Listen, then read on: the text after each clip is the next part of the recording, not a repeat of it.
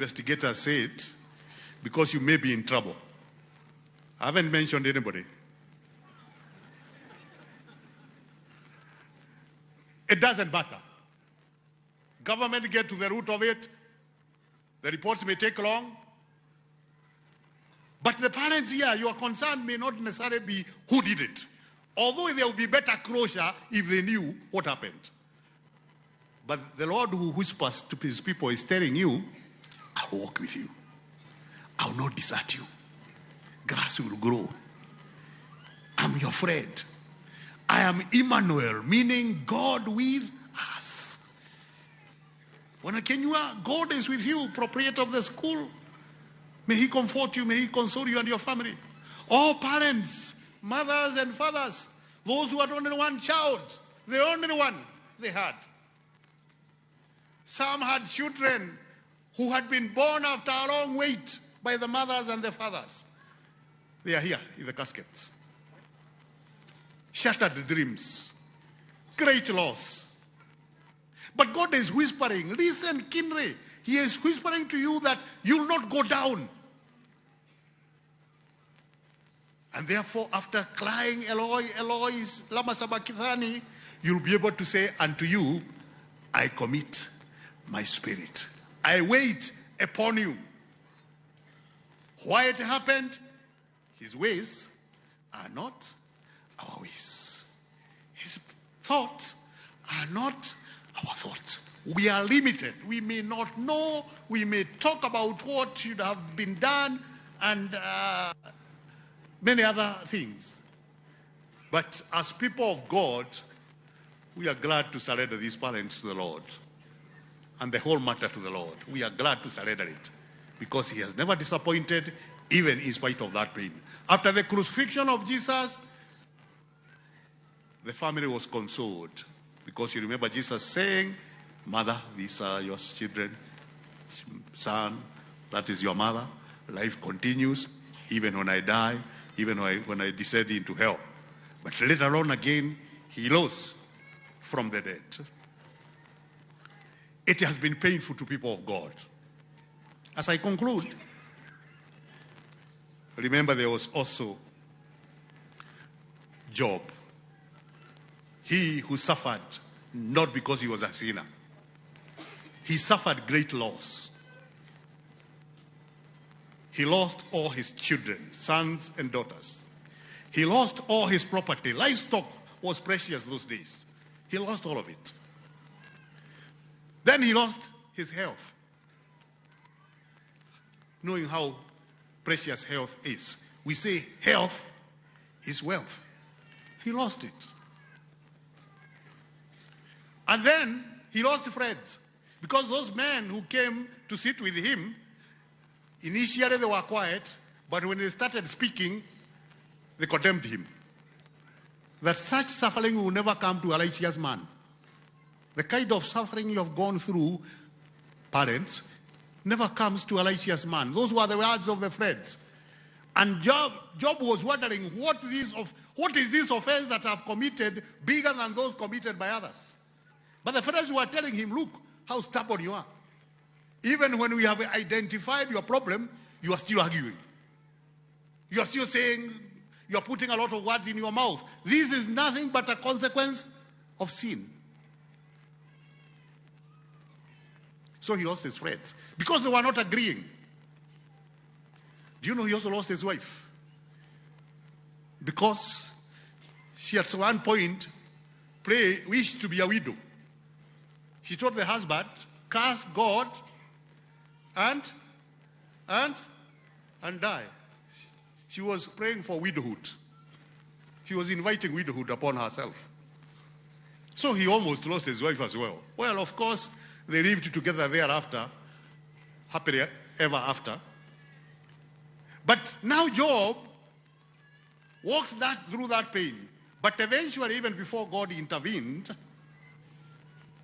if you read that book, chapter 42, nisome hapa kwa Kiswahili, hata kabla Mungu hajasuluhisha mambo ya Ayubu, Ayubu mwenyewe alimsikiza Mungu akiongea, akasikia yale Mungu ameweza kufanya, because katika kitabu hicho kuna wakati Mungu anaelezea uwezo wake. Hajaguza mambo ya Ayubu, lakini anaambia Ayubu, unajua yule mnyama mkubwa sana, yule anaishi kule, unajua wale wanaishi majini, unaona yale mawimbi ya bahari, I'm in control of all those things. In other words, he is telling Job, what you have gone through is nothing compared to my ability.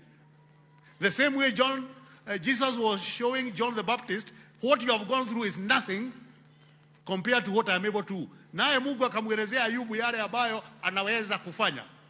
Ayubu alipoelezewa akakumbushwa uwezo wa Mungu, he felt very ashamed. Katika mstari wa 5 wa sura ya 42 ya kitabu hicho, Ayubu anasema, masikio yangu yalikuwa yamesikia habari zako, lakini sasa kutokana na vile umeelezea, macho yangu yamekuona. Kwa hivyo najidharau mwenyewe na kutubu katika mavumbi na majivu. This man has not been sorted yet. He is still without children. He is still without livestock. He is still without friends. I don't know at what point the wife came back. But in that situation when he listened to God, akasema, bereni nilikuwa nimekusikia, sasa nimekuona. Na kwa hivyo najidharau mwenyewe na kutubu katika mavumbi na majivu. That is the lowest a Jew could feel sorry. So parents, once again, friends, relatives, God can do more in your lives, and he will do more. He will attend to you. God has suffered. He knows what suffering is. God has undergone pain. He knows what pain is. May he help you to get better. Don't get stuck. Mourn, it's human, but don't get stuck there. Get to the next phase that God is ushering you into. In the name of the Father, the Son, and the Holy Spirit. Amen. Thank you, Lord, for reminding us of your abilities upon us. Your thoughts are not our thoughts. Your ways are not our ways. You are still all-powerful, omnipotent. We release ourselves to you. And like Job, we want to repent where we have spoken unkind words to you, where we have cried and asked you what you are doing. Where were you on that day? Kwa mavumbi na majivu tunatubu. In Jesus' name. In Jesus' name. In Jesus' name. Amen. Amen.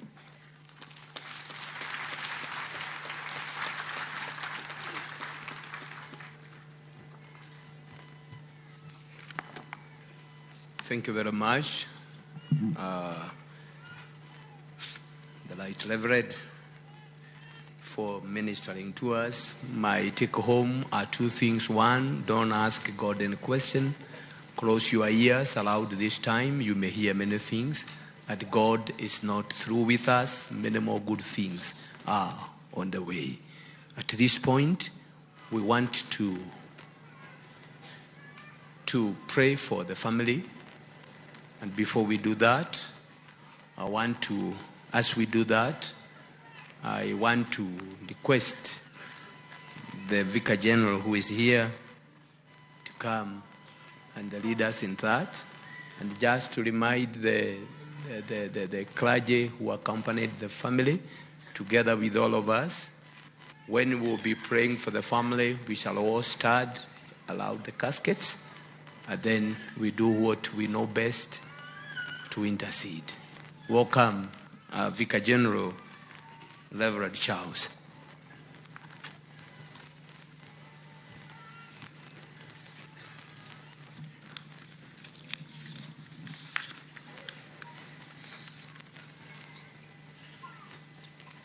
Allow me first to read the condolences message to the family on behalf of His Grace Archbishop Anthony Muheria. We wish to send our sincere condolences on this day when we bid farewell to the 21 young boys who tragically lost their lives in the Hillside Academy fire. The Catholic Archdiocese of Nyeri, and indeed the entire Catholic Church in Kenya, expresses our deepest condolences and sincere sympathies to the families of the deceased, while also praying for the speedy recovery of the injured. We share the grief of the family members of these angels who are yet to reconcile themselves to the loss of their dear ones. We also imagine the deep pain of the injured and their families who are struggling to recover from the physical and mental torment. There is no message that can fully comfort you all, our dear brothers and sisters, but I wish to assure you of the many prayers offered and continue to be offered for your intentions in this time by our priests and Christians. We feel the loss with the families of the victims of the Hillside fire tragedy, whose hearts are heartbreaking and beyond words. Our thoughts and prayers are with you all, those who have lost their dear ones, as we pray for the recovery of the injured. We also appreciate all who responded to the rescue of the children and those who supported the parents and families of the pupils in Hillside Academy during this difficult time, including our own Good Shepherd Center. So many have come out to stand with the families in this long journey of identification and acceptance. I invite all of us who have been grieved by this tragedy to have recourse to God's mercy, as we can never understand or find satisfactory reason for it. With St. Paul, we are consoled as we pray for these young souls. If we live for the Lord. If we die for the Lord. So whether we live or die, we belong to the Lord. For this very reason, Christ died and returned to life so that he might be the Lord of both the dead and the living. A quote from Romans chapter 14, verse 8 to 9. May the Lord console and strengthen us all. May the souls of those young ones, through the mercy of God, rest in peace. Amen. We can now stand and have prayer over the family.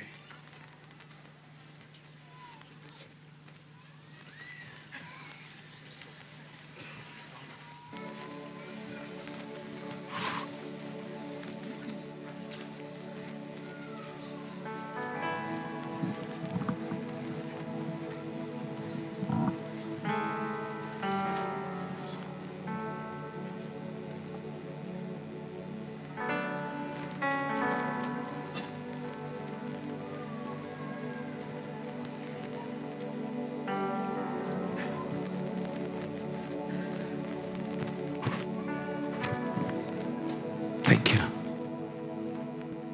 So let's able to Suguke na hiyo. Asante. Just this side, not that one. And the parent wish to come, we are consulting with the moderator here. If the parent wish to come, he can come. They can be guided, Father Haman and yes, our ashes.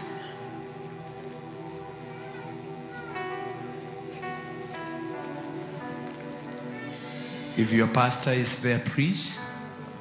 It's important to you.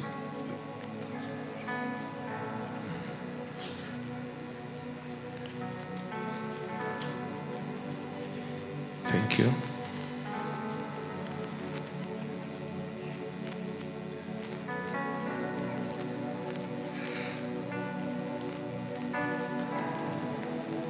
Thank you.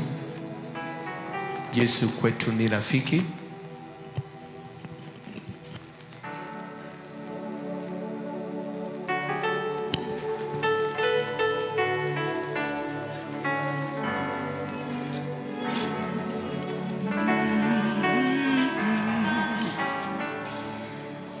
Yesu kwetu ni rafiki.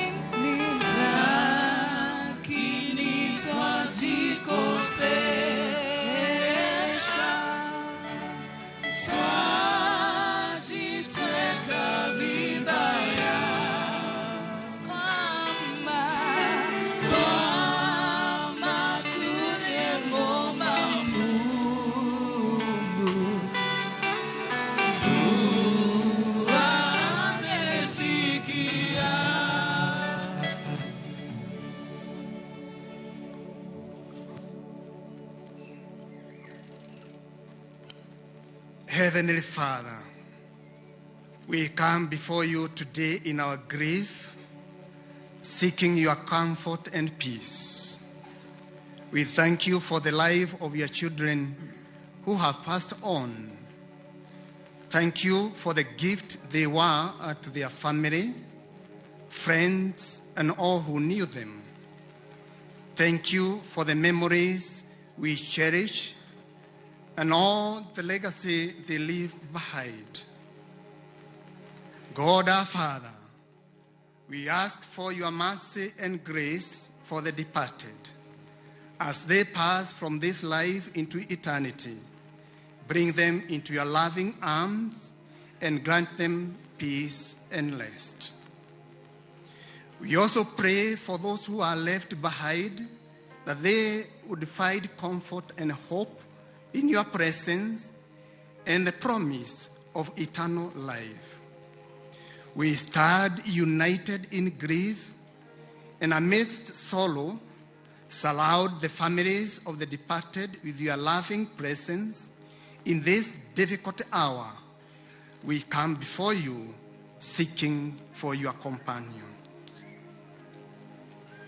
Sustain them in their anguish and into the darkness of the grief, Lord, bring the light of your love.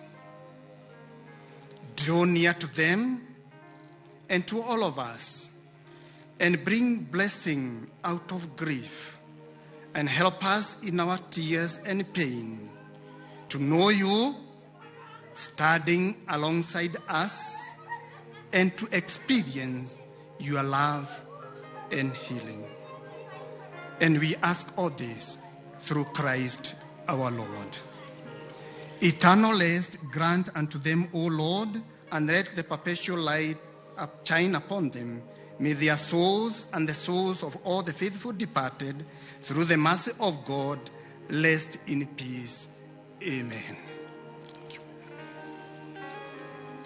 Yesu kwetu ni rafiki.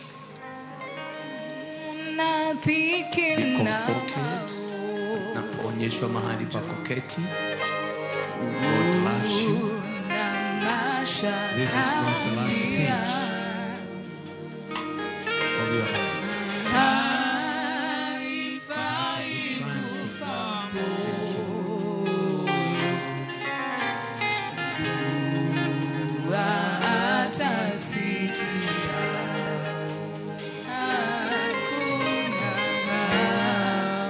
Kuna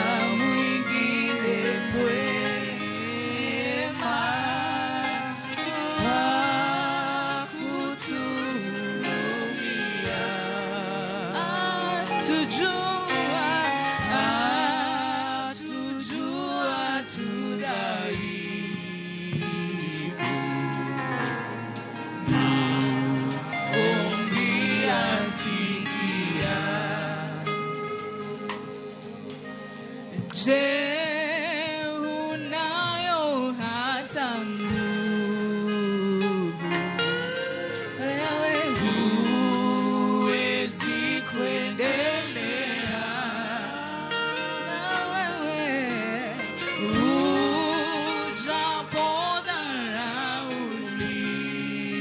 ujapodharauliwa,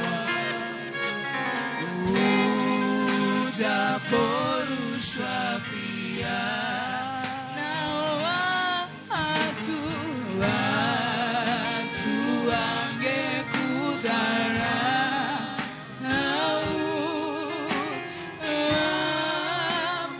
wapendao dunia, ila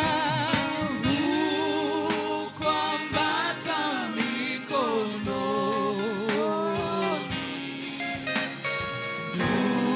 dua atasikia.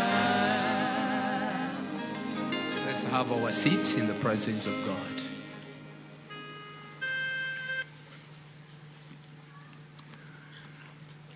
We want to raise offerings, and the offerings that we want to raise today are very special in the sense that we want to direct all these offerings to the kitty that is working very hard to ensure that there is some comfort for these families. So as you give, maybe you didn't have an opportunity also to do what you would have wished to do.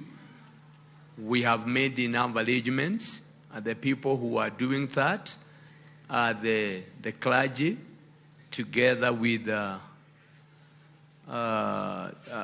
is a team that is going to come there. They have labels, and I know you will do what you need to do. Want to request Bishop Gashengo to commit our offerings into the hearts of God. And as we do that, we will have the choir. We will have the Catholic choir, the PCA choir, mufanye nusu nusu wibo, because you are part of this service. You had presented in the morning, but allow us to give you another opportunity. Thank you. We will be seated down, and then the choir will stand together. Both choirs musaidiane kuiba. Bishop JM.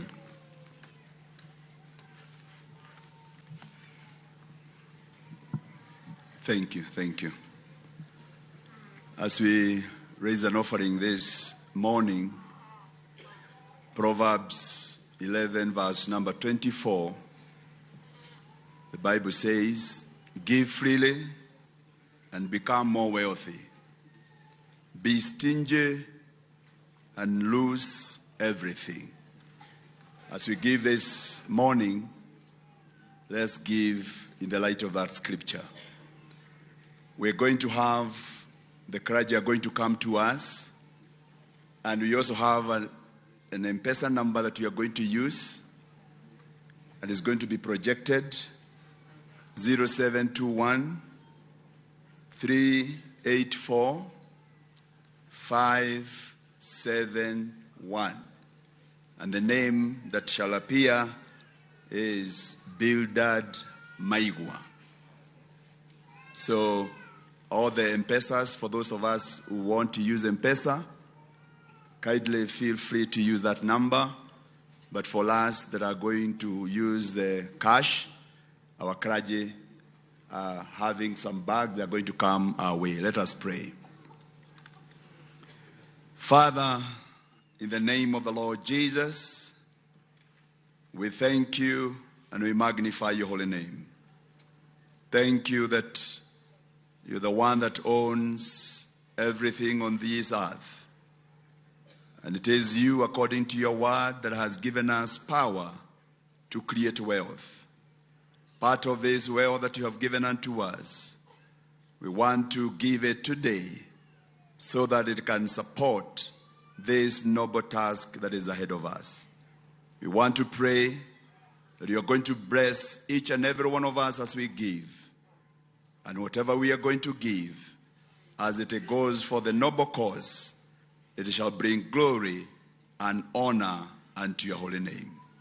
We pray all this, believing and trusting, in the name of God the Father, of the Son, and of the Holy Spirit. All of us say amen.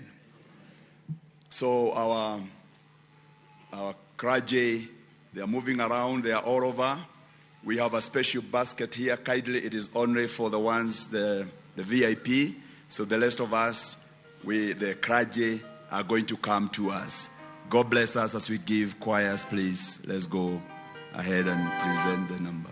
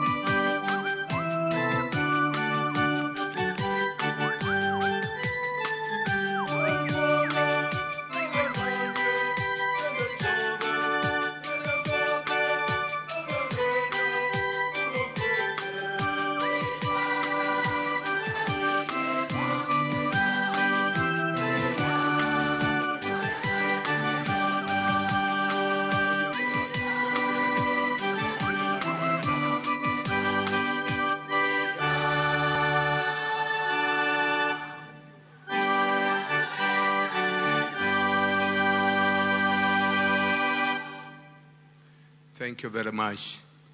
The PCA, that was a joint choir? Presbyterian 2 stanzas, tuko hapa kushugana mioyo, and then from there, I'll be handing over this program. Tafuteni ile fupi kabisa.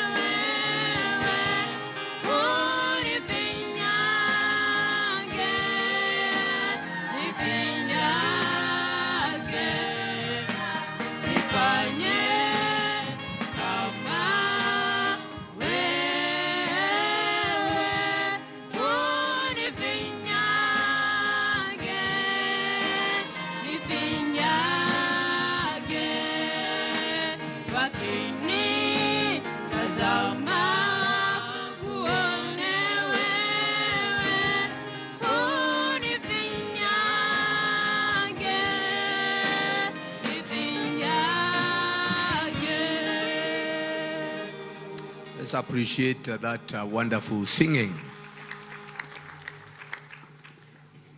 I want to believe at this point we have been able to give toward this noble cause. And the giving can continue even as you go to the other session because we want to keep our word. I want to appreciate all the clergy, the moderator, all the bishops who are here. We would have loved to know who is here, but because of time, we are contented to know that we represented the church, and we are looking forward for the time of benedictions. We lift up our hearts and we bless you. Get to know that we love you. Our sincere prayers continue to be with you, and that God is not done with you. There are many more pages that He will roll. At this juncture,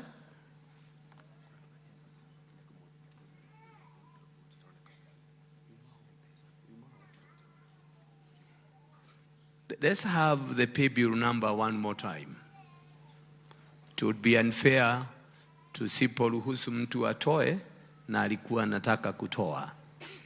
Bildad Maigwa is the chairman of the pastors in this area. We have a committee that is working towards that. And all what we are collecting today itapelekwa kusaidiana na ile kazi ambayo kamati ambayo inaongozwa na RC wakiwa na governor, na Mungu awabariki sana. At this point, I want to hand over this mic to the state MC, my good friend, Madam Los Gaku.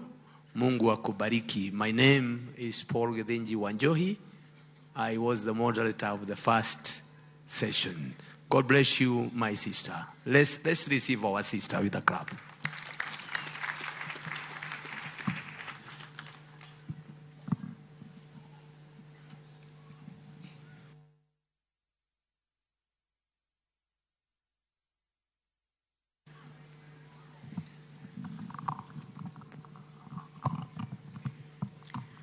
Asante sana Askofu Bishop Paul Wanjohi, na vile vile mfawidhi wa kanisa la PCA Mchungaji Thegu Mutahi kwa lishe hiyo ya roho zetu, na vile vile ibada hii ya ujumla wa makanisa katika mazishi ya wanafunzi hawa wa shule ya msingi ya Hillside.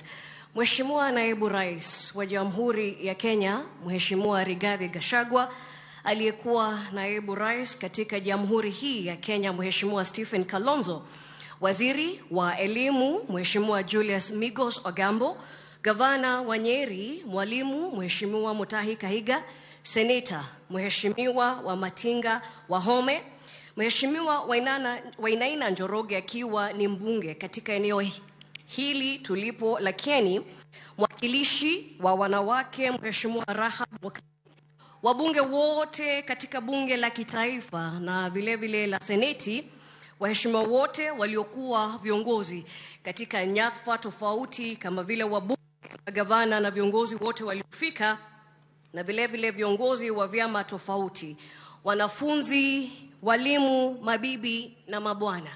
Mheshimiwa Naibu Rais, siku ya tukio hili la mkasa wa moto katika shule ya msingi ya Hillside Endarasha, ulikuwa uko mbali katika ziara rasmi, na haikuwa tu pale kaunti ya Mombasa, lakini vile vile ilikuwa pia katika kaunti ya Trans Nzoia. Lakini kama wengine wengi ambao waliitika kilio cha wazazi na watoto hawa wetu, Mheshimiwa Naibu Rais, haukusita, ukafika pale kwenye shule ya msingi ya Hillside, ukawafuta majonzi wazazi, walimu na jamii ile ya Endarasha. Na leo vile vile tukiwa sote tumejumuika hapa kuomboleza, tunakuona hapa kwa uongozi wako na vile vile serikali kuu. Asante Mheshimiwa Naibu Rais kwa uongozi huu wa utu na uongozi wa ujibikaji. Basi Mheshimiwa Naibu Rais, ukiona inafaa na kunikubali, ningependa tu kumwalika gavana wa kaunti hii ya Nyeri ili kutuongoza kwa awamu inayofuata. Karibu Mheshimiwa Gavana.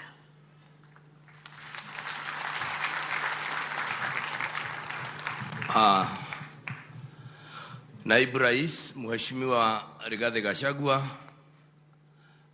aliyekuwa makamu wa rais Mheshimiwa Kalonzo Musyoka, waziri wa elimu aliye mahali hapa ambaye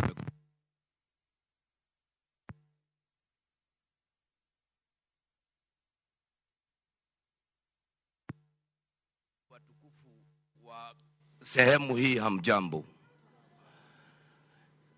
Naibu Rais, niruhusu niseme kwamba nitasimama ama nimesimama leo kama mwenyekiti wa kamati andalizi ambao ilikuwa inashughulika sana na kutekeleza haya mambo tangu tupate mkasa.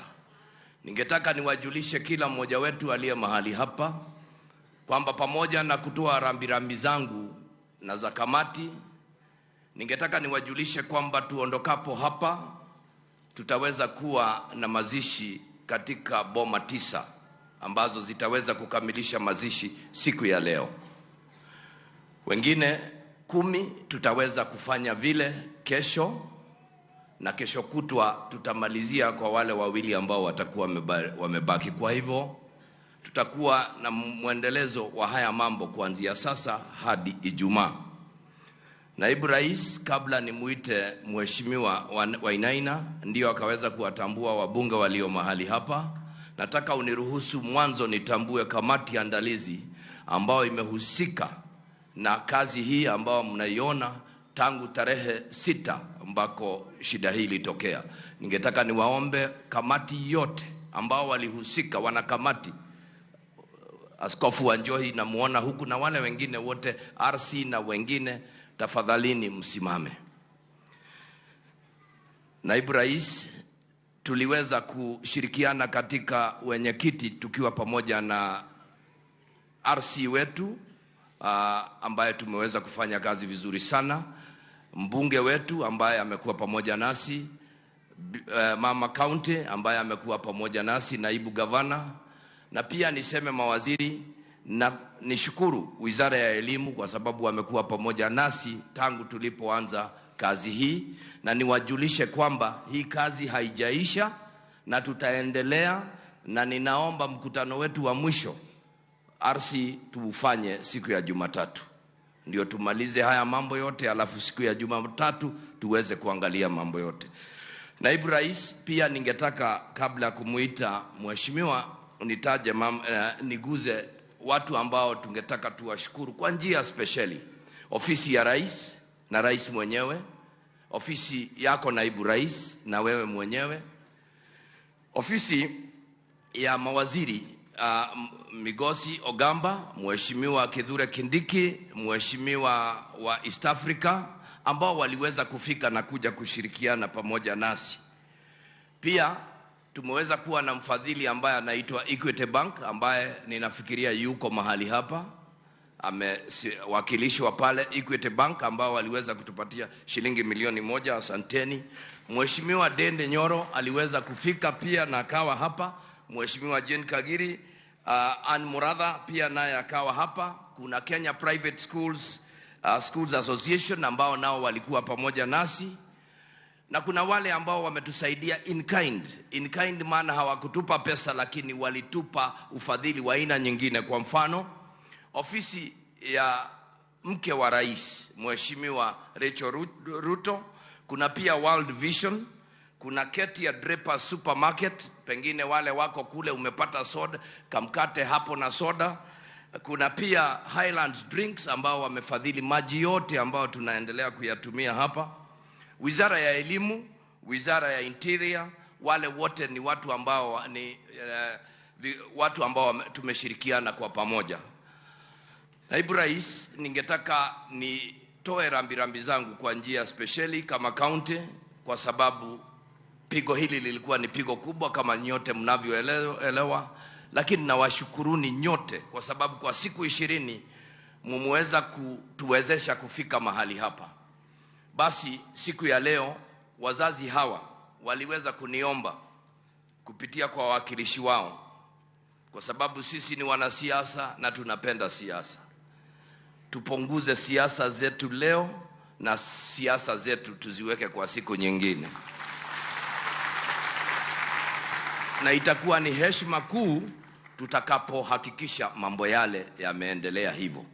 Na kwa hivyo sasa ninataka kwa heshima nimkaribishe mbunge na nimpe idhini tu kidogo, ukiwatambua wanifahamisha kwamba Big Mama County ambaye ni mama wetu yuko hapa, naye tutampa nafasi alafu tutaendeleza. Karibu.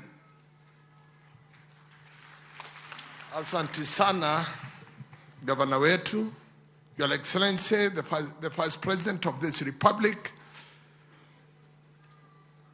aliyekuwa pia makamu wa rais ndugu Kalonzo, wakuu wa kanisa ambao tuko nao hapa, wazazi ambao wameathirika pakubwa sana katika hili janga lilitupata hapa Kieni, na all the mourners who have come today to believe with us and mourn with us. Good morning. Bwana asifiwe. Your Excellency, I take this opportunity in a very special way to mention that we, like the Kieni fraternity, we are indeed very indebted by the love shown to us by various organizations, offices, and everybody that cared and prayed for us. Indeed, so many ministers came, like the governor have said, and we cannot forget that you came among the first one to come and believe with us, that you have found time to be back again with us. We appreciate you and we love you. This is demonstrating leadership at its best. Your Excellency and everybody else concerned here, first of all, I would want to give my condolences to the parents.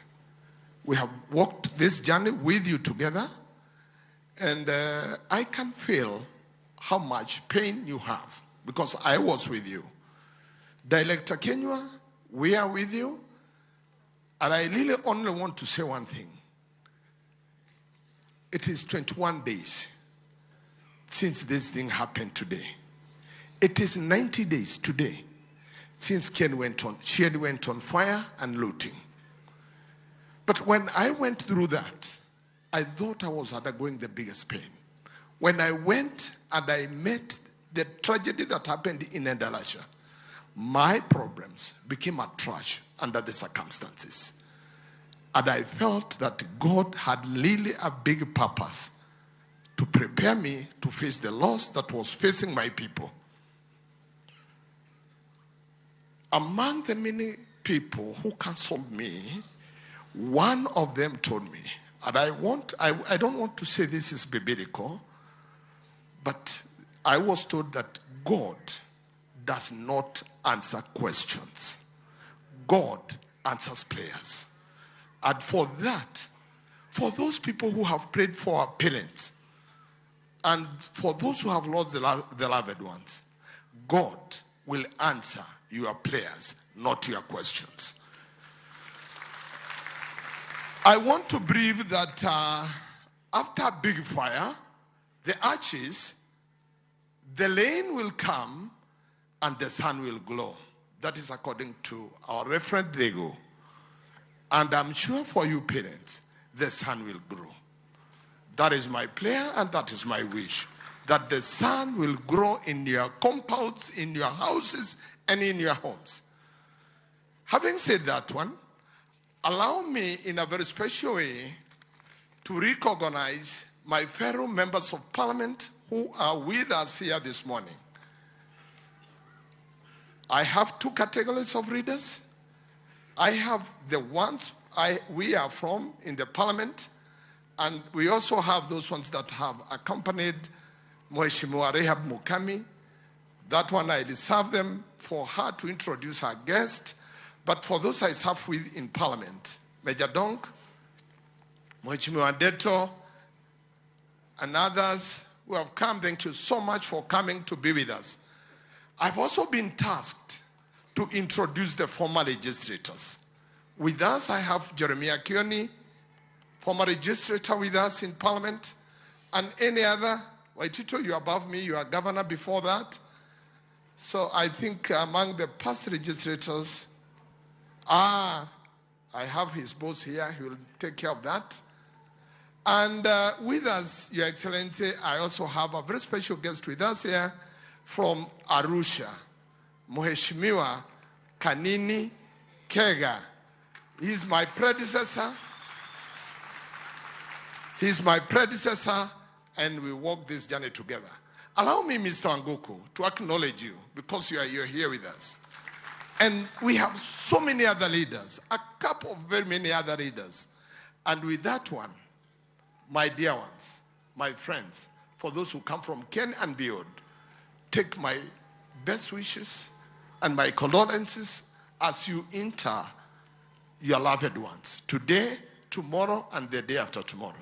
For where I can be able to attend, please allow me to attend maybe once per day, if not twice. I wish you all my best. And with that one, allow me to invite our Senator, Wahome Wamatiga, to introduce the visiting governors. Thank you, Minister of Education. Senators. Thank you, Minister of Education, for being there for your children in class and in death. Thank you so much. Asante sana, Naibu Raisi. Nikubalie nizingatie itifaki zilizowekwa, viongozi wa kanisa na waombolezaji wenzangu na wazazi. Siku ya leo nimekuja pia kuomboleza na familia ambao wamewashwa na watoto wao. Your Excellency, sir, having gone through the process, having lost my firstborn son through an accident, I can tell you it is very painful to stand here and watch the 21 caskets here before us. But to the parents who've lost their kids, I want to tell you there is a God who heals. And there's a God who's going to come through for you. There may be many questions that we're asking right now. But as I've been said before, God might not answer the questions, but through prayers and supplication, God will come through for you. Kwa hivyo, Naibu Rais, mimi sitaki kuwa mrefu kwa maneno. Leo ni siku ngumu sana. Nina seneta mwenzangu ambaye pia amekuja. Naomba asimame seneta wa kutoka eneo gatusi la Kitui, Senator Enoch Wambua. Kwa hayo mengi na mashashe waliashwa na familia zao, poleni sana. Mungu awafariji. Asante sana. Asante sana seneta wetu. Pia nikitambua wale ambao tunawashukuru kwa njia ya juu kabisa, Nyawasco ambao wametupa maji, Red Cross mnao waona hapo wamevaa kabuti au jacket nyekundu, wamekuwa nasi kutoka siku ile na wanaendelea nasi. We really want to appreciate the Red Cross. St. John Ambulance ambao wako pia hapa na ndio wanaendelea na katika ufadhili na kuwatibu wale ambao wako. Nimekumbushwa pia kwamba county government iliweza waive all the bills of about I think 800 and something thousand. We really appreciate you, Waziri. And before I invite Mama County, nataka nitambue MCAs wangu wote wakiongozwa na speaker wangu yuko hapa, Speaker Gechohe, majority leader wetu ndiye yule, na MCAs wote wamefika pale kama mnavyowaona, wapigiwe makofi. Wamekuwa nasi tangu siku ile tulianza. Ni MCAs 44 tuko nao pale. Na sasa kwa heshima Mama County na kukaribisha ndio uweze kuendeleza.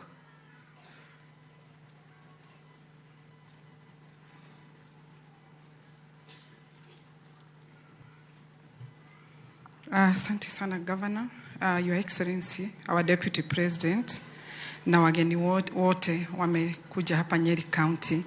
Karibuni sana kwa kukuja kuomboleza na sisi. Andũ a Nyeri, Mwathani agocwo, Ngai nĩ mwega na hĩndĩ ciothe. Tukumia Yesu Kristo.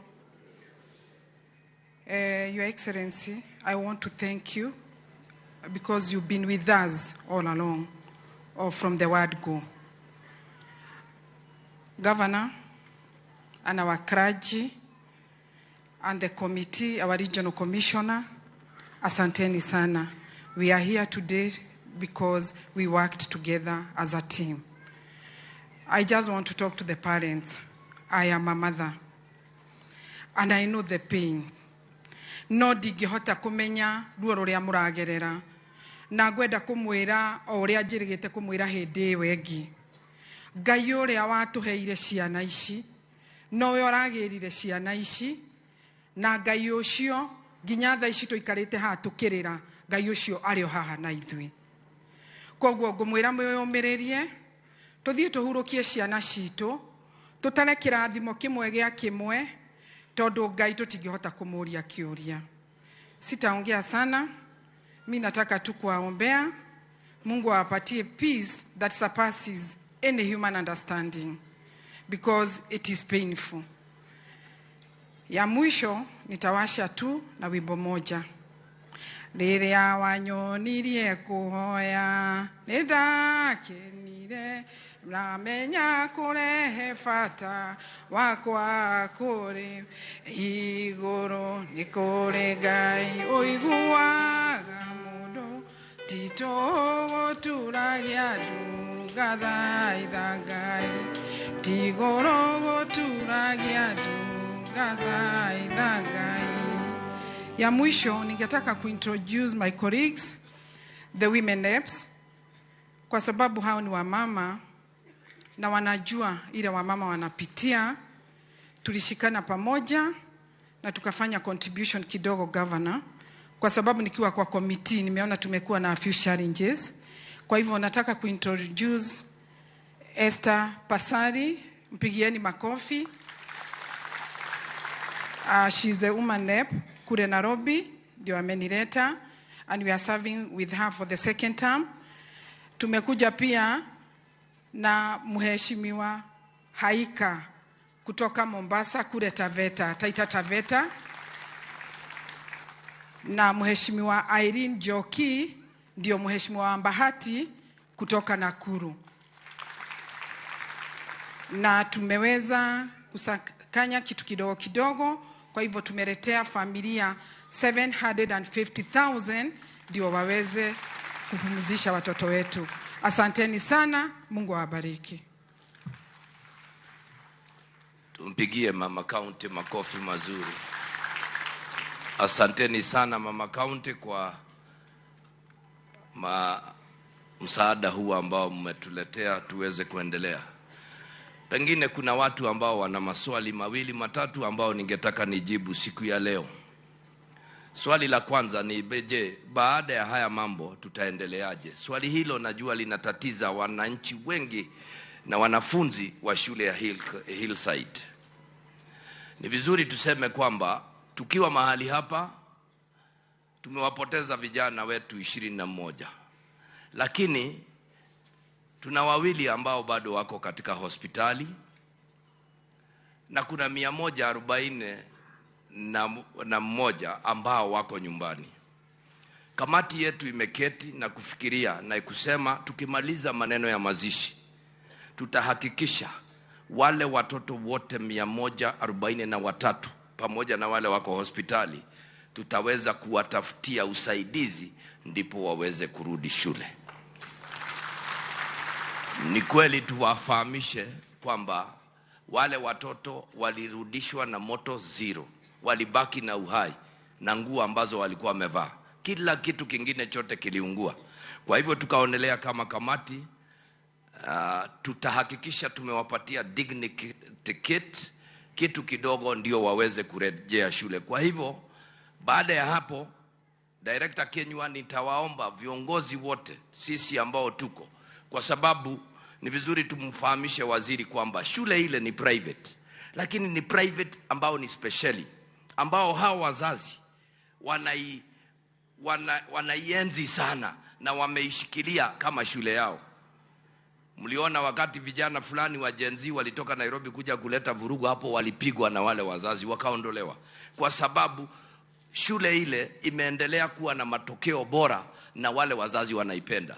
Na ni vizuri tujiulize swali, karibu na ile shule kuna Ndonyo Gwathi Primary, kuna Getegi na zingine ambazo zimezunguka ambazo hakuna malipo, lakini wananchi wanaziacha na wanaenda katika hii ambao ina malipo, ambao wanasikizana. Kwa hivyo tukimaliza hapa naibu rais, takuomba na nikutume kwa rais na wengine tuweze kuona vile tutahakikisha tumemsaidia director na shule yetu ikaamka ndio ikaendelea. Kwa sasa agenda yetu moja ni kuhakikisha watoto wa standard 6 ambao wanafanya KIPSEA mambo yao yamekuwa sawa. Basi baada ya kusema hayo, Your Excellency, naona sikuonyesha deputy governor wangu anaitwa David Waroi, amekuwa pamoja nasi kwa haya mambo, na pia kuna ofisa wengi wa serikali yangu ambao wako hapa, lakini ningetaka nimtambue wawili tu mawaziri, waziri wa afya Your Excellency na waziri wa gender and disaster.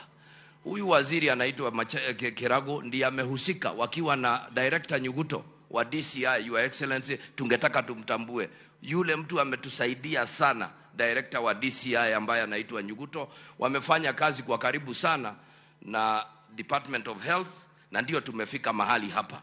Yule ambaye pia naye anaitwa Esther ndiye ameshughulika, yeye ndiye anahusika na mambo ya kuzima moto, lakini pia disaster management wakiwa na Red Cross. Asanteni. Baada ya kusema hayo, ningetaka sasa kwa sababu naona tuna wageni, Your Excellency, uniruhusu tu, ingawaje tulikuwa tumepewa na tumalize this program at 11. We are 6 minutes to time. Pengine tuongeze tu zingine 5-10 ndio tuweze kumaliza na tuwaruhusu wazazi wetu kuendelea na mipango mingine. Kwa ruhusa yako nimkaribishe aliyekuwa naibu rais Mheshimiwa Kalonzo Musyoka ambaye pia ni kiongozi wa chama cha Wiper, aje apeane rambirambi zake na atuonyeshe marafiki aliokuja nao.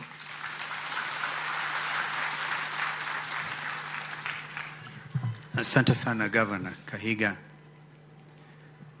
Mheshimiwa Deputy President, Waziri wa Elimu,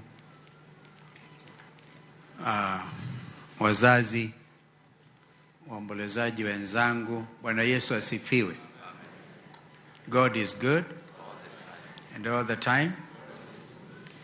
Watu wa Nyeri, Kenya yetu hii, Muriega. Andoito Muriega. Tumeandamana na aliyekuwa gavana wa Kiambu, namuita baba yao.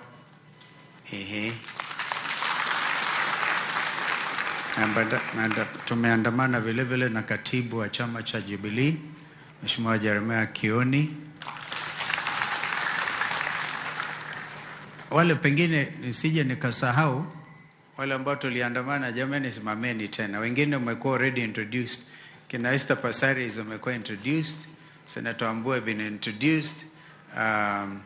But I wanted on their behalf, mkiniruhusu sana kwa wakati ambao tuko nao, nimkaribishe Mheshimiwa Eugene Wamalwa ambaye anabeba ujumbe maalum kutoka kwa aliyekuwa rais wa Jamhuri, Mheshimiwa Uhuru Kenyatta.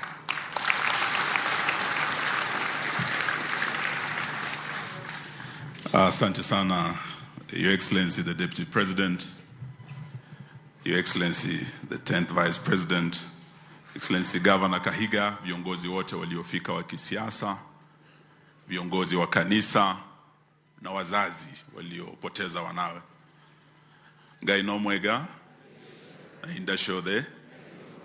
Tuko hapa kusema pole na vile vile pia kuleta rambirambi za aliyekuwa rais wetu wa 4 wa Jamhuri ya Kenya, Mheshimiwa Uhuru Kenyatta. Tulizungumza naye jana na tayari alikuwa ametuma ujumbe wake kwa njia ya kielektroniki. Ningependa tu kwa kifupi niweze kusoma. The condolences of His Excellency President Uhuru Kenyatta, who sends his deepest condolences to the families, friends, and the entire community of Hillside and Darasha Academy in Kieni, Nyeri County, following the devastating fire that claimed the lives of 21 innocent pupils and left several injured. The loss of young lives, full of potential and hope for the future, is a pain that cannot be described. My heart goes out to the families who lost their dear children and the school community deeply affected by this tragedy of unimaginable magnitude. May God give you the strength, the comfort, and peace that you need to cope with this loss. We also wish swift recovery to all the injured children, praying for God's healing and strength as they recover physically and emotionally from this traumatic event. Ningependa pia nilete rambirambi zangu binafsi na rambirambi za watu kutoka kule Kitale, kiwemo gavana wetu George Natembeya na watu wa Western. Siku ile kulikuwa na huu mkasa, tulikuwa na His Excellency the Deputy President kule kwetu Kitale, na alikuwa amekuja kuomboleza rafiki yake anaitwa Victor Ukioma. Walikuwa wanafanya kazi naye in the provincial administration. Wakati huo wakisema pole kwetu Kitale, watu wa Kitale tulipeana pole zetu kwa wazazi, na alitoka huko kuja huku kusimama nanyi. Lakini siku ya leo pia wamenituma nifike hapa. Vile alifika kwetu, Your Excellency, they send their condolences to you, Governor Kahiga and the people of the great county of Nyeri, na wazazi wote who are affected. Wanasema uchungu wa mwana aujuae ni mzazi. Ninyi ndio mnajua uchungu huu. Sisi tuko hapa tukusema pole, and the children suffered in the fire. You suffered as the parents. But Jesus said in Matthew 14. Suffer not the little children, let them come to me. We believe these little children will be resting amongst his angels until we meet again. Tunasema pole sana na tutaendelea kusimama nanyi. Siku ile naibu wa rais alikuja, tulikuwa tumeelezwa ni watoto wachache wameaga. In fact, that day, Your Excellency, we thought there were less than 10. But to come to Nyeri, to come to Kieni and see all these coffins, this is one of the greatest national tragedies that we've had in our country.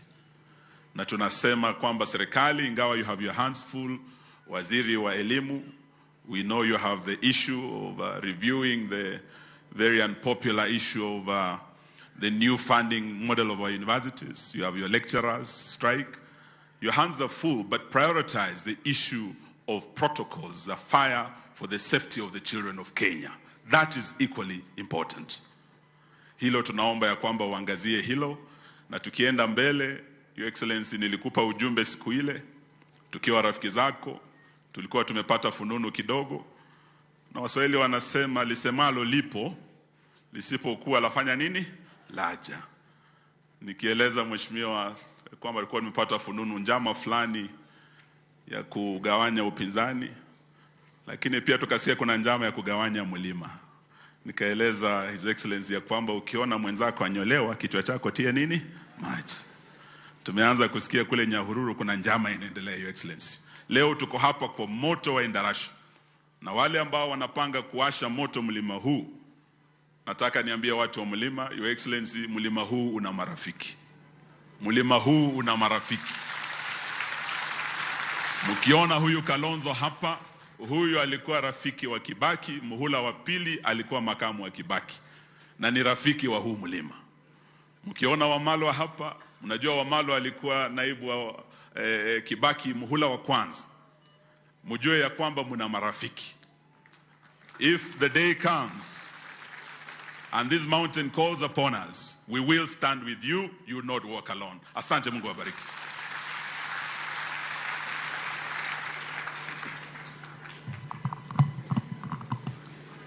Basi kwa kifupi, the moderator said it all. I want to thank you for that powerful message. Go tell John. Hayo ni matamshi yake Bwana Yesu Kristo. Because John was in prison, matatizo mengi, and therefore he was doubting, as the moderator has told us, ingawaji alikuwa amembatiza Bwana Yesu Kristo mwenyewe, but he was wondering, are you the one? To answer, he did all those miracles, and he said, go tell John. My message to the people of Nyeri is, go tell hawa wazazi that God is still on the throne. Go tell Governor Kahiga and people of Nyeri, people so strategically placed between the Abadayas and Mount Kenya, prime land, Mheshimiwa Kieni, go tell the people of Kieni, I'm still God. Wazazi hawa ambao wanalia, maswala mengi, we've seen some of them break down. Jesus is telling you, go tell. Difficult as it is, I'm still God and I'm on the throne. I want to tell Deputy President Rigathi, go tell Rigiji, God is on the throne.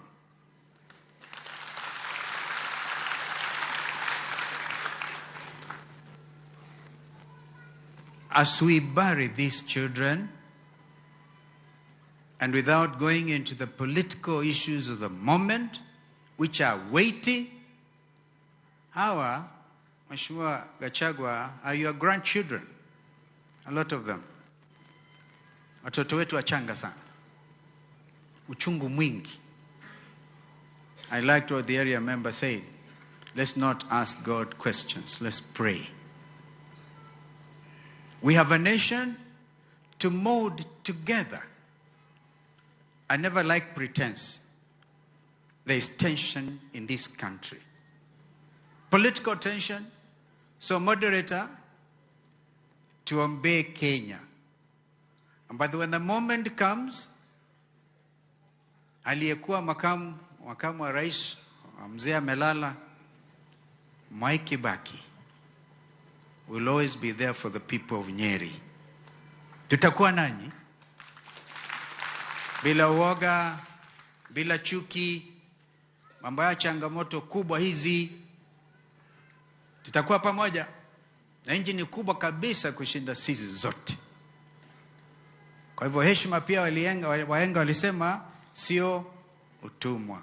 Heshima Kenya hii sio. In fact, Mheshimiwa Governor Kahiga, ukiniruhusu, because for the respect of these little ones, I want to agree, will not say much more here. Lakini kitoka hapa, uniruhusu Governor, usitume askari na tear gas. Nitasimama Nyeri town na nitasimama Karatina. Kuna mambo muhimu sana ya kuelezea watu wetu wa Nyeri. May the good Lord rest the source of these little angels in everlasting peace. Amen. Thank you very much, the former Vice President, Kalonzo Musyoka. We have not forgotten that you stood with Mwai Kibaki when it mattered most. Bwana Kinyo, because Mheshimiwa Waziri wa Elimu, I handled Changuli tragedy when I was the Minister for Education, like you. Those were secondary school young children. It was tragic. Then we came up with this amazing approach kwamba katika all the school dormitories, jameni msikubali milango ifunguliwe kindani. Iwe inasukumwa nje, at least watoto wanaweza kuescape. PS Sang, I think you are following on these issues. So this is important. But I also suggested that this school, because of what Governor said, we will also stand with this school and the parents of this school. I was going to propose a name in memory of these little ones here, Hillside and Endarasha Memorial School. Tukumbuke hawa watoto forever. Thank you. Thank you very much. Kabla sasa nimuite waziri wa elimu, I want to just thank you for coming. And I will tell you a very simple thing, that we as a community are not known to stand and look at things. For every action, there will be a reaction. That's all I want to say. For every action, there will be a reaction. It is that simple. There will be no more to say. Mine is to say that now, with a lot of humility and respect, I want to invite waziri wetu wa elimu ambaye nilisema he came even to Hillside, has been with us. His officers have been with us. Mheshimiwa Migosi Ogamba, karibu.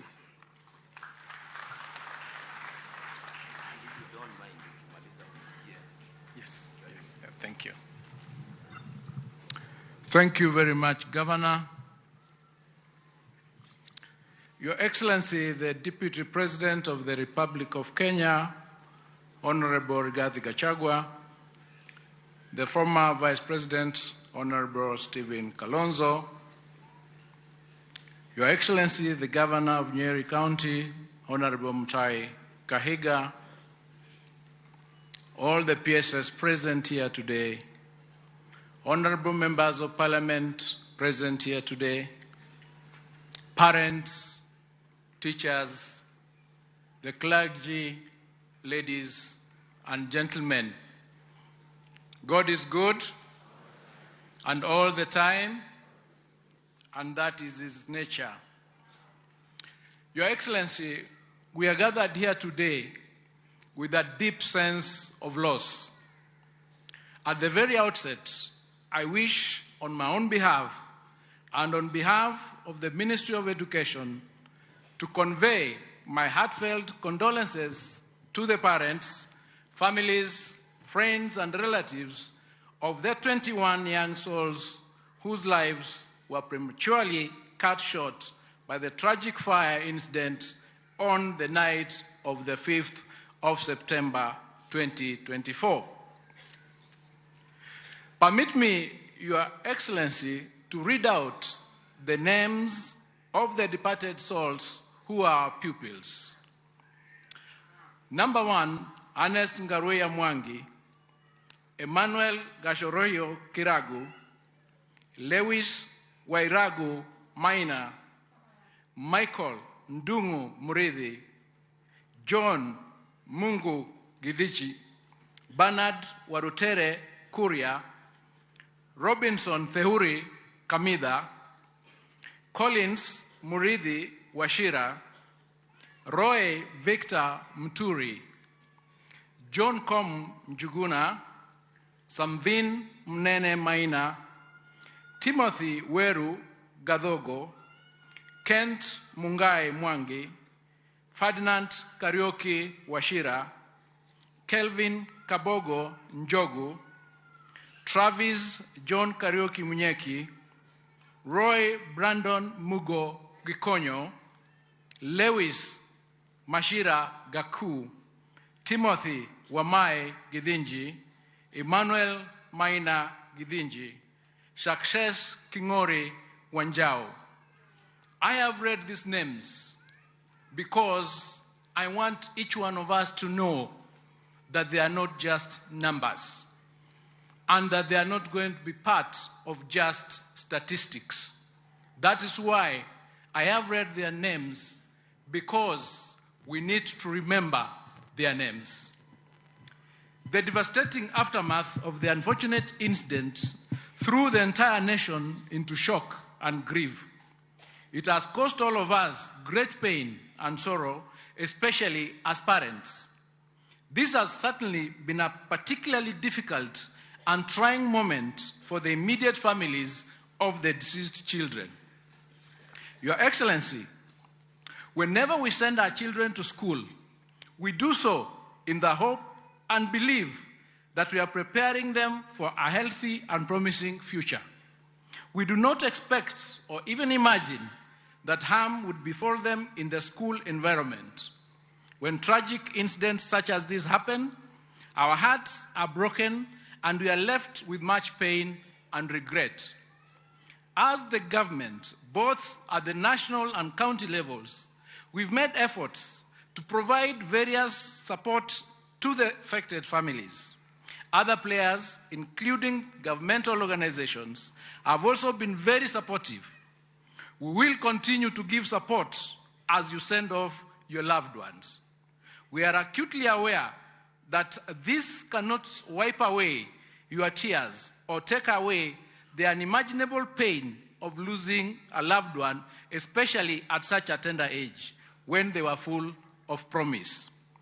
In this difficult moment, I wish to encourage the bereaved families, and with a word from the book of Psalms 147, verse 3, and it says, God heals the brokenhearted and binds up their wounds. I pray that as you go through this hard and trying time, that the Lord will give you the strength to endure, and that He will heal your hearts and bind your wounds. Only He can heal your hearts and grant you true comfort. Your Excellency, the loss of these young lives is not going to be in vain. As a ministry, we have made the decision that this has to be the turning point. Our schools must be safe havens for nurturing the potential of our children. Parents and guardians should not live with anxiety over the safety and security of their children in school. The children themselves must not live with concerns about their safety and security in the school environment. We are keen to establish the cause of the tragedy that cost these young lives. The Directorate of Criminal Investigation is leading in this process, and we, as a ministry, are also carrying out an audit to establish if there was any omission on the part of our officers. I want to give the assurance, Your Excellency, that we will hold to account anybody found culpable for this incident. Your Excellency, we have also commissioned a nationwide audit of all public and private boarding schools to determine the level of compliance with the school safety manual that is being established. We will take firm action to ensure compliance with the requirements of the manual. We will also take firm action to sanction those who have failed to ensure compliance with the manual. We want in the long run to guarantee the confidence of parents, guardians and learners, and indeed all stakeholders that our schools are not danger zones. Your Excellency, as I conclude, I wish to thank all those who have supported the families of the victims since the tragedy happens. There has been an outpouring of support starting from the highest levels of government, led by His Excellency the President and Your Excellency the Deputy President. My colleagues in the Ministry of Interior, National Administration, the Ministry of Health, the Ministry of East Africa have rendered dedicated support as well. The county government of Nyeri, led by His Excellency Governor Mutahi Kahiga, has been of immense support. May I also thank all other players, the Red Cross, such as the emergency groups led by the Red Cross and the CLAGI, for the support and assistance that they have provided since the night of the tragedy. I urge all of us to sustain this sense of community and solidarity as we navigate this tragedy. Poleni sana na Mungu awafariji. Your Excellency, may I now invite you to make your remarks and deliver His Excellency the President's message of condolences.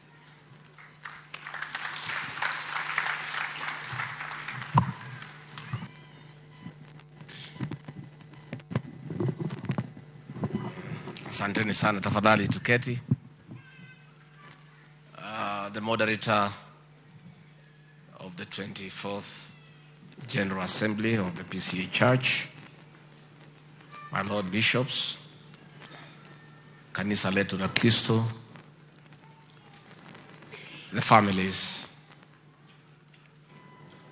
of these young boys lying before us, former Vice President Dr. Kalonzo Musyoka, former Minister Eugene Wamalwa, our Governor Mutahi Kahiga, our PS for Education, the Honorable Senators present, members of Parliament, members of the County Assembly,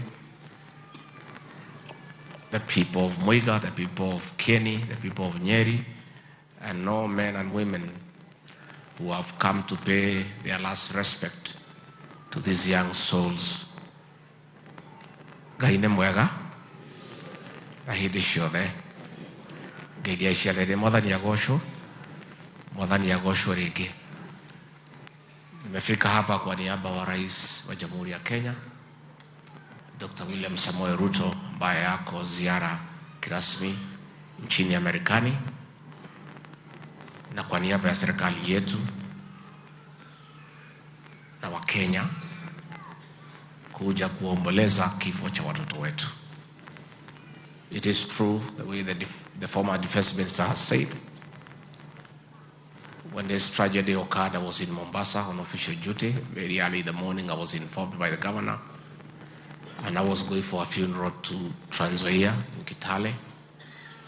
And from there, I flew directly to here, to Jaribo. Then I drove all the way to Gatarakwa. And I had time to pray for the parents, to sing with the people of that village. And it was a sight that was ghastly. It was a very difficult moment for me kwenda kuona pahali watoto wetu walichomeka. Na kwa hivyo mimi sina maneno mengi, ni kuambia wazazi, may the Lord give you comfort. It is difficult.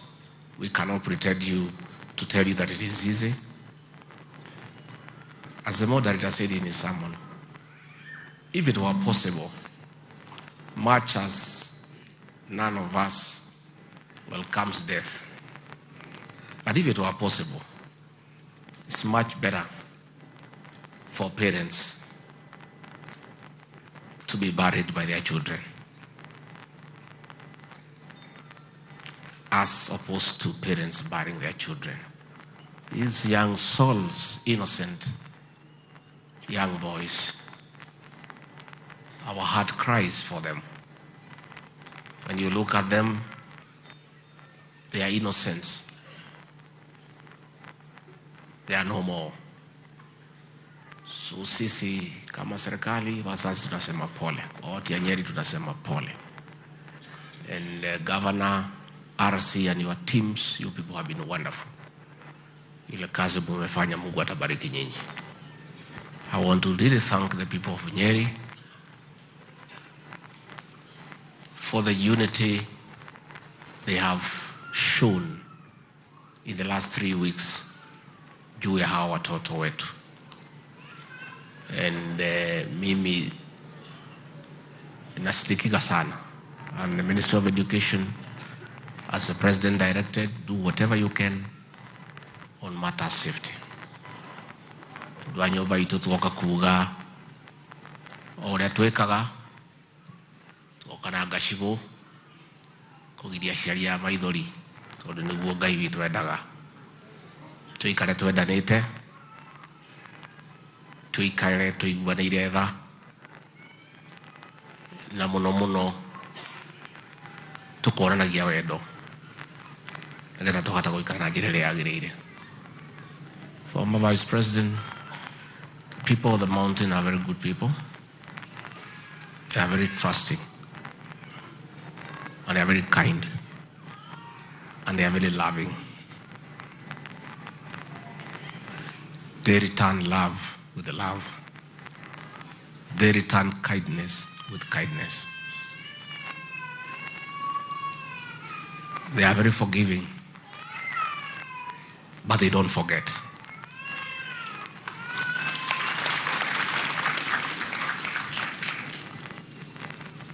I appeal to everybody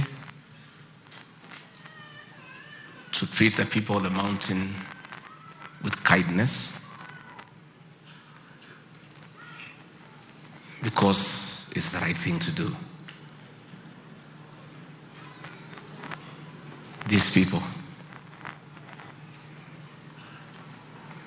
were there. They are there today.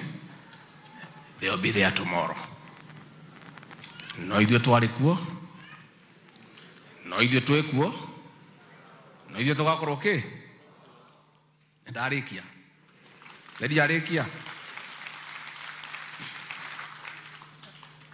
Before I ask moderator to allow me to sing one song with these Christians, ningetaka nisome risala ya Rabirabi ya Rais wetu William Ruto.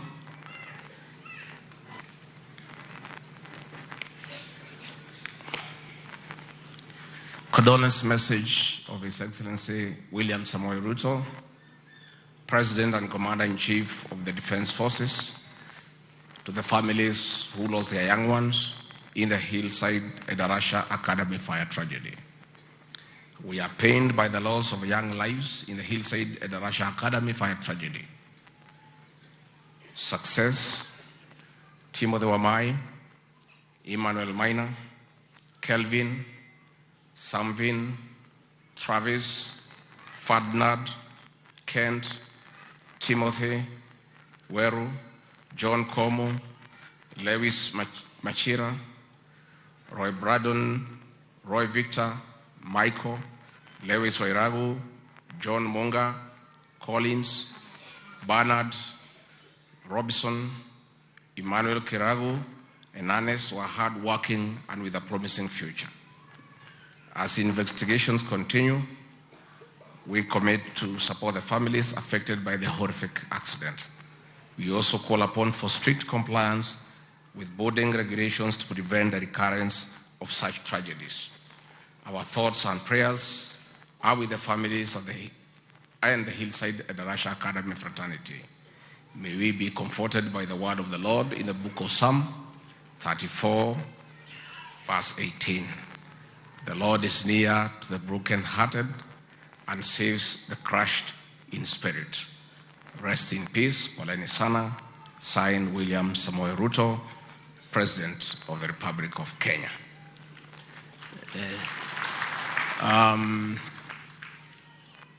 Modi na brena kuhoera bururi. Muturirikane mahoya-ini niguo. Eka rwimbo twainaga PCA. Nemukoi.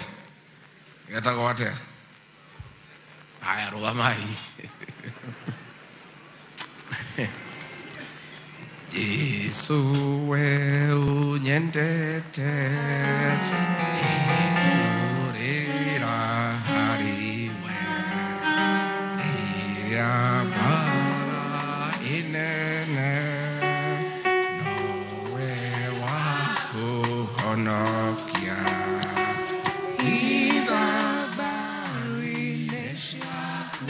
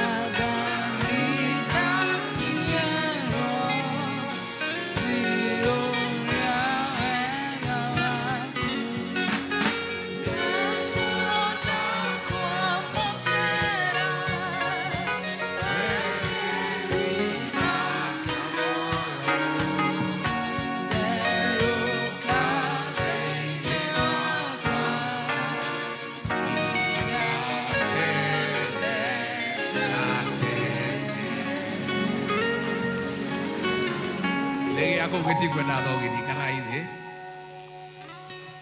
mwathie mucii ni mukugeithania ni mukuririkana family cina mahoya ni mukuririkana bururi witu ni muguturirikana na inyue Ngai amurathime amwike wega mwamwaramirie mihaka murori magukumia amugitire kuma kwi ndwari micii yanyu yurage irathimo ihiana mbura njega. Asanteni sana.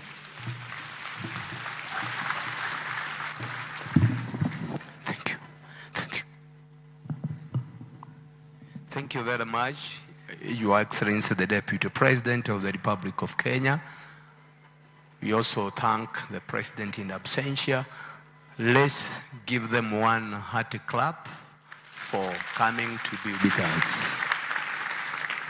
Tumefika tamati ya ibada ya leo, na mimi nataka nishukue nafasi hii kwa miamba ya viongozi wa ibada kuwashukuru kwa sababu ya kuhifadhi masaa.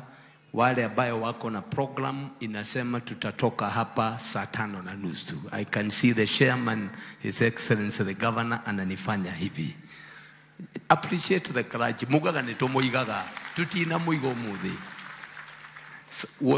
This is how we will do it.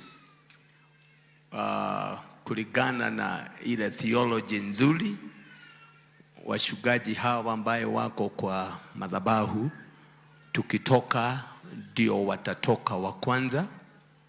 Alafu hapo katikati tutamuweka naibu wa rais pamoja na waziri na gavana, tutoke pamoja. Na theology ile nzuri inasema usitoke, maana tumekuja kuwaheshimu hawa. usitoke isipokuwa wale nimetaja. Hii team hapa ndio tutatoka wa kwanza. Naibu wa rais atakuwa hapo wakiwa na gavana na hawa wachache. Gavana atapaga watu watano.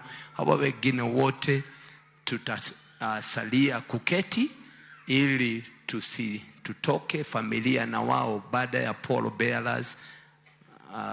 Tafadhali usitoke, tumekuja kuheshimu hawa. Alafu pall bearers wakitoka, wote wakitoka, wazazi tuwaruhusu watoke wote, maana zote tumekuja kuwatia nguvu. Ebu waone tukifanya hivyo. Na kwa hivyo wakati tutakuwa tunatoka, tutaongozwa na hii joint choir, na wimbo mmoja ambao ulikuwa umeshaguliwa ni When the Saints Go Marching In. Kwa hivyo ninauliza tuweze kujiandaa kupokea anayetupatia benediction, the most revered Thego Mutahi atubariki. And then from there we follow that order kwa jina. So Father Haman, utatupanga vile tumekubaliana, the clergy, the deputy president na timu yake wachache, alafu hawa wengine wote wasalie mpaka all the caskets zimetoka. Welcome, moderator. Basi kanisa tutasimama na wachungaji tutainua mikono. Amani ya Mungu Baba ipitayo fahamu zetu irinde na kuhifadhi roho zenu katika kumjua Mungu na kumpenda, kumjua mwanaye Yesu Kristo pia na kumpenda. Amani hiyo iambatane na wazazi wanaoenda kuzika watoto wao na familia hizo. Amani hiyo iambatane na viongozi wetu, uongozi wa nchi, uongozi wa kaunti katika viwango vyote. Amani hiyo iambatane na waombolezaji na marafiki waliofika hapa. Amani hiyo iwe nasi katika barabara zetu, watu wakifanya safari ndefu na fupi. Baraka zake Mungu Baba, Mwana na Roho Mtakatifu zikae nanyi, zienende nanyi, kila mmoja wenu na nyinyi nyote sasa na hata milele. Amen.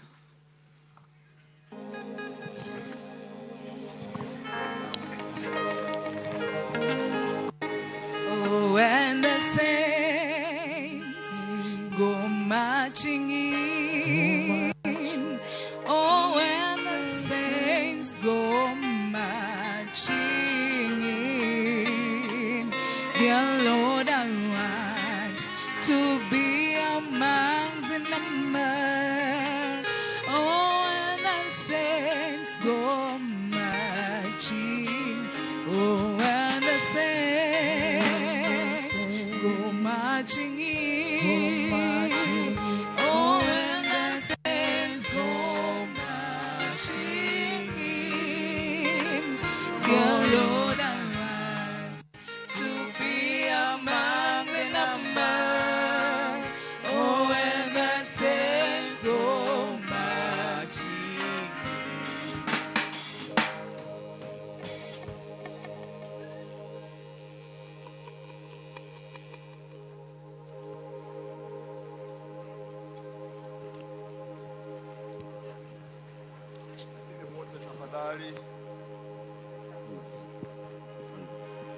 Wengine wote tafadhali tusimama tu, tusitoke tafadhali.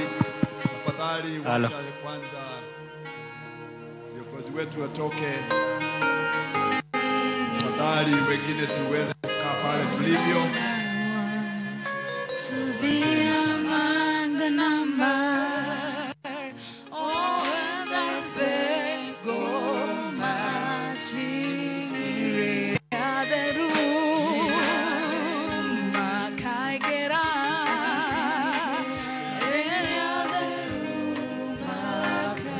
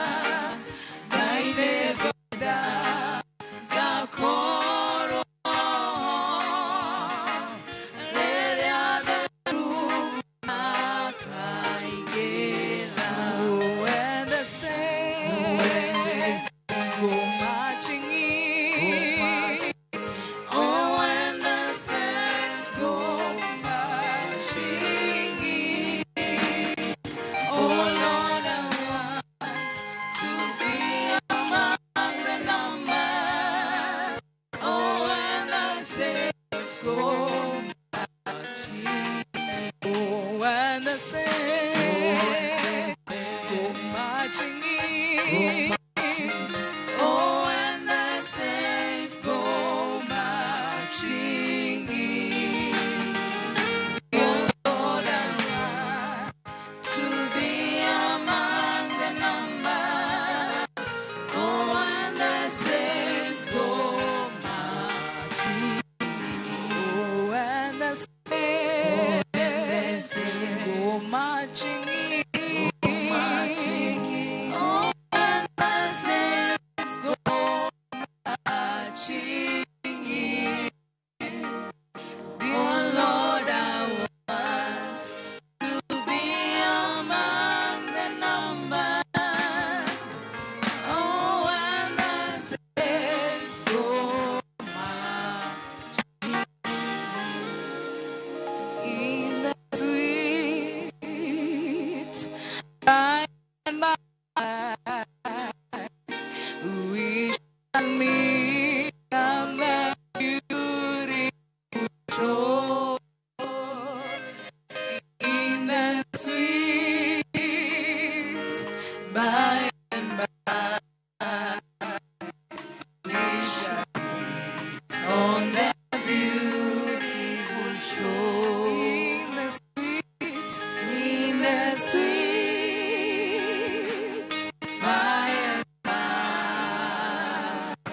we shall meet on the beautiful shore.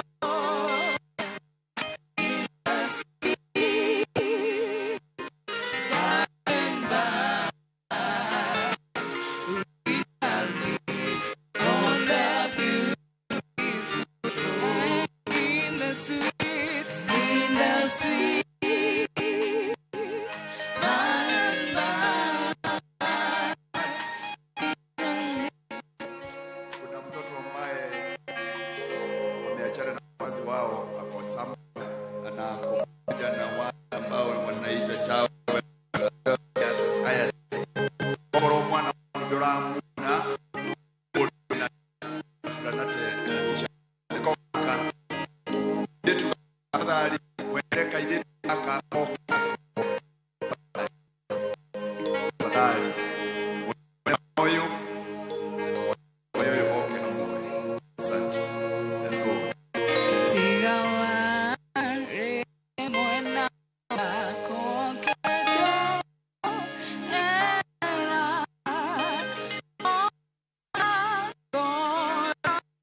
kwa nishia mosire